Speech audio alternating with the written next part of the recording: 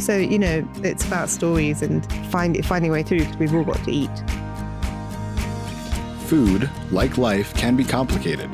That's why I'm on a quest to learn all about our food and the crimes, issues, and debates that are tied to it. I hope you'll join me on my quest to explore the dark side of dining. Imagine for a moment that you could experience your food in a whole new way. With each bite of a banana, you relive moments of its life, from the planting of its parent tree to its first formation as a tiny growth, to being picked and transported halfway across the world, until finally it arrives in your hungry hands. Would you treat your food differently if you understood all that? The truth is, all of our food has a story to it. Our food networks are incredibly complex, and there are elements to your food story that you've never considered. To talk about our food and understanding all that goes into it, I've brought on journalist and author Louise Gray to tell us all about it. Here's Louise. Well, my background is I'm an environmental journalist. I'm not a food writer. I write about the environment, but I was pretty burnt out from writing about the environment. Climate change can be a fairly dark and depressing subject. And I left the newspaper I was working for and I went to live in the Highlands of Scotland, which is quite a wild place. And really, my interest has always been that central question is of how we can eat in a way that lessens our impact on the environment. Because, the environment and climate change is such a huge subject, and that's still my concern. And I'm still an environmental writer, but food's such a good way into it because we eat 3 times a day. We have to make all these decisions. So let's have a conversation about it. And it's a really interesting conversation for a writer because it's so loaded, so emotional, cultural. Yeah. So it's, there's a lot in there. And so I'm still in this world of food and environment, 10 years later. Louise is a journalist at her core, and her investigative tendencies are what brought her into the conversation of food. Here's how she got into investigating the darker side of dining. Yeah, really my nose for story and as a writer, like when people don't answer questions, that's where you dig, right? And most people won't answer or don't know how an animal got to their plate. Or they might have a vague idea, but if you dig, they don't have the full story. And that's a job of a journalist. And it's also, I guess, it's just trying to get to the truth of it. And if someone isn't telling you something, that's when you sort of dig harder. So I guess I got to the dark side of dining by just how many unanswered questions there are, because there is, I guess, a cognitive dissonance in us eating meat. We don't want to talk about it. But we have to talk about it I feel like you should, if you're going to eat meat, you've got to take responsibility for it. So I think, in dairy as well, like dairy even more so perhaps, because it's easy to forget that it comes from an animal and some people would argue an animal suffers for it. I think in a lot of cases it does. So you have to, so the dark side is really just asking where your food's from. Louise has a whole book about meat and where it comes from called The Ethical Carnivore, which I highly recommend. And we'll dive into that more in a future episode. But it's not just meat that comes loaded with issues and stories. I wrote another book called Avocado Anxiety about where our fruit and veg comes, specifically fruit and vegetables, because like my last book, I felt like I concentrated on meat and went through the different species, different animals and stuff. But actually, I feel like fruit and vegetables kind of have their own character. And my great-grandfather was a greengrocer, so it was really nice to explore that side of my family and to look specifically at fruits and vegetables. And each one I come up with a theme. So bananas, I'm looking at fair trade and the history of bananas, which is actually very dark, and talking about the dark side of dining. And lots of people murdered, wars, all sorts of terrible things in the name of bananas. I interviewed quite a few people who won't eat them. Still today, environmentally, they've got a big question mark over them. But I also, and then I was talking about potatoes and soil, apples and diversity, and green beans and food miles. So basically trying to link our vegetable basket to ethical issues, though all of them have a lower carbon footprint than meat because, you in general, because you're not raising an animal. But I was also talking about anxiety. It's called avocado anxiety because there's a lot of anxiety about what we eat. And in fact, anxiety around food just makes people freeze. Like I referred to the human appetite earlier, but if we become anxious about what we eat, we just shut down. We don't make sensible decisions. So it's really arguing as well. They shouldn't be too anxious about eating the occasional avocado. Yes, they have an environmental impact, but it shouldn't be about anxiety. It should be about knowledge. So I'm trying to give you that knowledge about where your food comes from.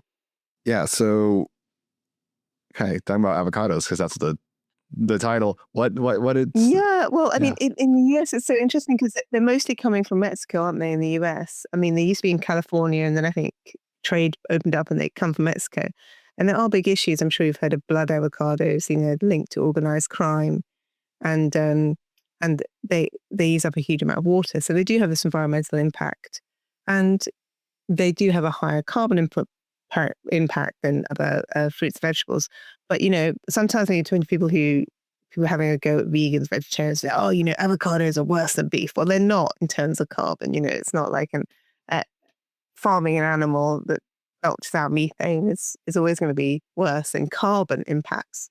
So, I mean, we would say in the UK, where we have areas of the country which are good for dairy or beef farming, it's better for the environment. And avocados grow on trees, it's making orchards, so they're not that terrible. And there's this whole attacking of young people and millennials for eating avocados, but avocados are actually okay. So that chapter's really more about anxiety and, young people getting the rise in eating disorders. And how we can have knowledge about food and knowledge. We can't be perfect. I explore my own history with an eating disorder when I was a teenager, and and perfectionism and trying to be perfect, and you just realize that life's not perfect. So avocados aren't perfect, but they're not terrible. Yeah. So I do like this concept that you kind of bring up of we can't be perfect in what we eat, right? Because the world is, quite frankly, so complex now and so interconnected. And food systems are so complex. When you start reading into it, I'm sure people listening to this podcast look into food systems and stuff, and it's so complex where our food comes from. I mean, you could give up quite early, having written about it a lot. And I think the key is to find stories, because you can really engage people with stories. So I was trying to tell the story of the avocado, where it came from, how it's farmed, at certain times of year in the UK, I would argue, you can get some really delicious local foods here. You don't want to eat avocados, but here's a story of of when you do want one, how to get the best one you can. I think they've got fair trade avocados in the US now. So, it's about stories and finding a way through because we've all got to eat. Yeah.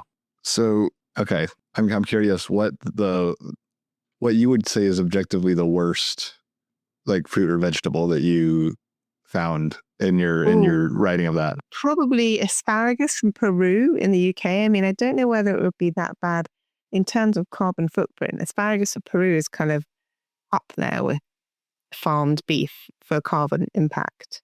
And it's also takes up a lot of water. So asparagus from Peru, and anything you waste, a perfect carrot is probably quite a bad thing because how many wonky carrots were thrown away? We always have a wonky carrot over a perfect one. But the third biggest emitter of carbon after the US and China is our food waste. That's where it would fit if it was a country. And it makes a huge impact. So there's a lot we can do. And I think in the book, I interview my 100-year-old friend because, thinking back to the war when we were more frugal, we should be saving food. And she very wisely said, people aren't like that anymore. We're different, aren't we? We're not so frugal as our grandparents. We do waste more food, I think. But we have all this new technology. So I think you have lots of apps where you can share if you've got food if you're going away for your holidays and you've got food left in the fridge, there's apps where you can share it with people who can come and pick that food up. There are, things you can put in your fridge which will alert you when something's going off. And I think shops and supermarkets would be a lot better about, not encouraging people to buy too much. Restaurants not encouraging people to order too much. So I think there's a huge amount we can do to reduce food waste, which will make a real difference to our the carbon impact of our food system. I lived in Italy for a couple of years doing missionary work for my church, and they have a very much this mentality of like waste not, Yes. want not. And I very much picked up their habits of like, hey, we take what we've got and we create something good with that. Yes. And some of the best food. And I love that philosophy. Yeah. And they've created some of the best food in the world doing that, right? I think that. Oh, yeah. Yeah. A salad made out of, what's a panzella? Is it, stale bread salad with tomatoes? Absolutely delicious. That was invented to get rid of stale bread. And the Italians have made it into a delicious salad. Yeah. So I wonder what your thoughts are on how we could help promote more of a mentality of this, like, hey, let's use what we've got. Yeah, if it's not like all moldy, right? Yeah. It's not like completely inedible yet. Like, how can we encourage that? Is it just a matter of discussing it with people? I don't know about in the US, but in the UK, we have like big celebrity chefs like Jamie Oliver, Hugh Fearnley-Whittingstall, who really promote that kind of thing. I don't know whether any big chefs in the US do, or influencers. It's quite big on, a lot of people are influenced in their eating by what they see on social media and stuff, and by these big names. So I think they could do a lot, and be encouraged to do so, and learning in schools and learning how to cook, and giving people skills like, and in Italy, how did they do it in Italy? You were just taught that from a young age, right? So it's about education. Yeah. So we just need to teach people to better utilize what they have. I think you've got that in the States, right? From the older generation, certainly. Yeah, but certainly a lot of the younger generation, I mean, I cannot tell you how many people that are my age, they're in their 20s, they don't know how to cook. Yeah. I mean, but, a way of, yeah. And then at the same time, people are all into their health and how they look. Well, gotta learn how to cook if you really want to get that right. So that might be a way in, to encourage people to, vanity or just try to be healthy, But I think it's about education. It's like a skill that you're not learning, isn't it? It's like, the skill of money management, other things that can make you a happier, more stable member of society. Yeah. So, I mean, we've already kind of talked a bit about how to be more conscientious about our foods in general, is like, right, learning stories. Are there any good resources for finding out the stories behind? Well, I've written 2 books. The foods we're eating. I've written 2 books, and I would say there's some really great food writing out there, like Michael Holland. You must have heard of him and read his stuff. He's a really great American author, food writer.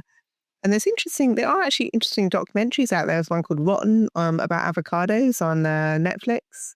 And I think there's lots of interesting, I don't know in the States so much, but in the UK, there's a lot, like Melissa Hemsley is one chef who talks about it a lot. Hugh Fearnley-Whittingstall, and then there's sort of like called Love Food, Hate Waste campaign, actually funded by a government body. So I think there must be similar things in the US, look it up on TikTok, as well. Like there's lots of young, interesting chefs and people who are promoting different ways to eat. Understanding the stories behind our food is essential to making changes in how we eat, and can even help us understand how and why we should reduce food waste. Our food shapes who we are, so we should seek to better understand the stories behind what we eat. Maybe if we better understood the story of what we eat, we might just understand ourselves a little better.